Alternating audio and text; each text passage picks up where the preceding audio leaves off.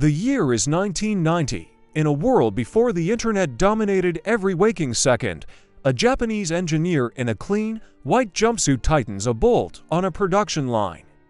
He isn't just building a car, he is crafting a testament to reliability. This is the Toyota Corolla, a machine so simple and so robust that it would eventually become the backbone of transportation for the entire developing world. Now, shift your gaze to the year 2026. In a high-tech facility in Shenzhen, a software developer pushes a final update to a cloud server. This update will control everything from the car's suspension to its ability to recognize your face. One of these machines was built to endure the harsh, unpredictable reality of the physical world. The other was built to exist within a digital ecosystem that changes every 6 months. Today, we are witnessing the clash of two civilizations, the era of mechanical immortality versus the age of digital expiration. Today on Wikivedia Plus, we will compare the 1990 Toyota Corolla with the latest 2026 Chinese smart car to see which one truly serves its master. Let's dive in. To understand the 1990 Toyota Corolla, you have to understand the philosophy of the bubble era in Japan. During this time, Japanese companies had more cash than they knew what to do with, and they poured it into research, development, and material quality. The goal wasn't to sell you a new car every 5 years. The goal was to conquer the world by making a car that simply would not die. The 1990 Corolla was the masterpiece of this mindset. Its engine, the 4AR, was a marvel of balanced engineering. It didn't have high-pressure turbos that would fail after 80,000 miles. It didn't have complex sensors that would break the car if a single wire got wet. It was a mechanical symphony of steel, aluminum, and rubber. Contrast this with the 2026 smart car. This isn't a car in the traditional sense, it is a supercomputer on wheels. It is equipped with LiDAR sensors that can see through fog, AI chips that can process trillions of operations per second, and solid-state batteries that promise incredible range. On paper, it is superior in every single metric. It is faster, it is safer, and it is infinitely more comfortable. But there is a hidden price for this perfection. That price is autonomy. In 1990, when you bought a Corolla, you owned it. Every nut, every bolt, and every drop of oil belonged to you. You could take it to a desert in Africa or a mountain in the Andes, and as long as you had a basic toolkit, you could keep it running. There was no terms and conditions agreement you had to sign before the engine would start. There was no manufacturer watching your every move through an onboard camera. In 2026, ownership has become an illusion. The latest Chinese smart cars are built on a service model. Want more horsepower? You pay a monthly subscription. Want the seat heaters to work in the winter? That's another $15 a month. The car is constantly phoning home to servers in a different country.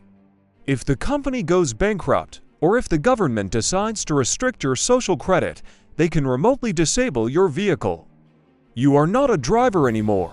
You are a tenant in a digital space. This brings us to the concept of planned obsolescence. The 1990 Corolla was a victim of its own success.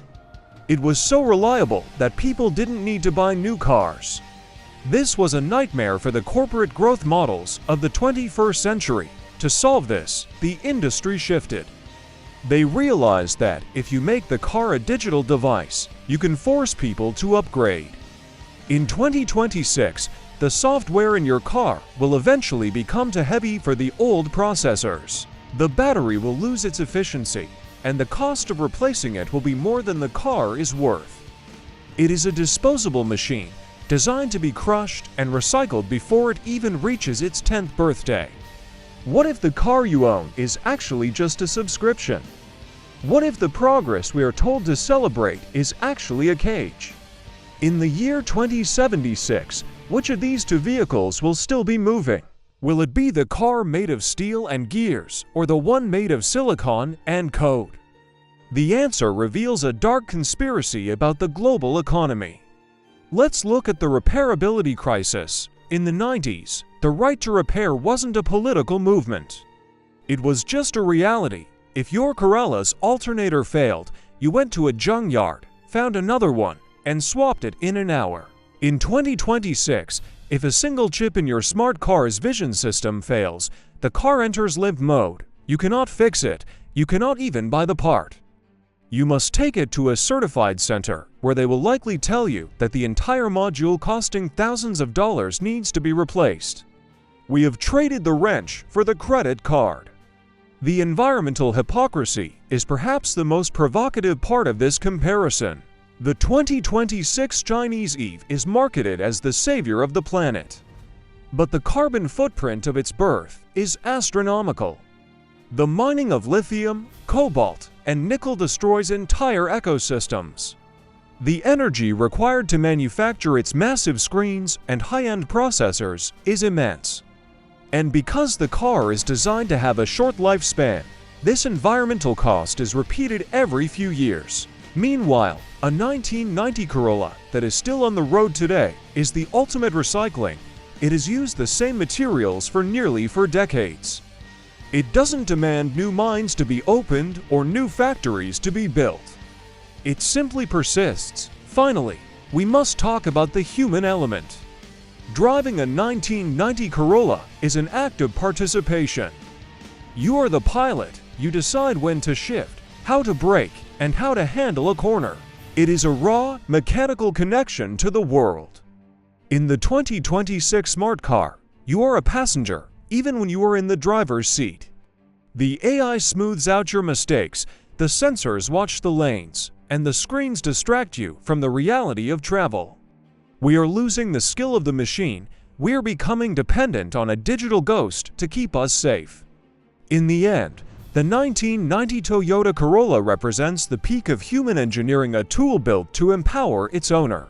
The 2026 Chinese smart car represents the peak of human consumption, a gadget built to harvest data and ensure a cycle of debt. As we move further into this decade, we must ask ourselves, are we moving forward, or are we just accelerating toward a cliff of our own making? As the echoes of today's story fade back into the archive, we are left once again at the edge of the unknown.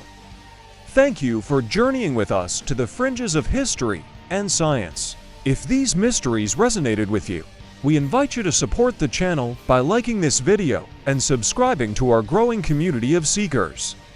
Share this transmission on your social networks. Your curiosity is what keeps these stories alive. We will return soon with another chapter that was never meant to be told. Until our next encounter, stay curious. This is Wikivedia Plus.